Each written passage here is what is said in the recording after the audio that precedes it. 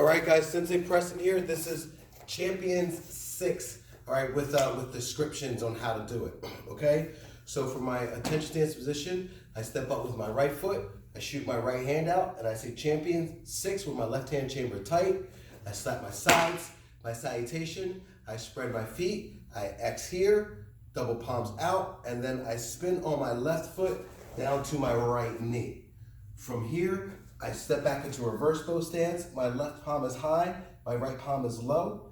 Then from here, I step to the left or backwards with my left foot as I punch with my right into a bow stance. Then I switch my stance and punch with my left into a bow stance. Stepping up with my left foot, right uppercut elbow, left hand chamber tight. Switching to side bow stance, right punch, left hand cover.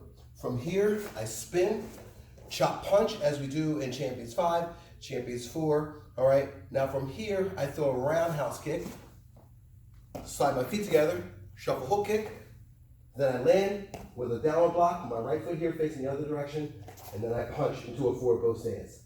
From here, I do a front kick, left right chicken kick, shoulder roll, up to a reverse bow stance chop, forward bow stance punch.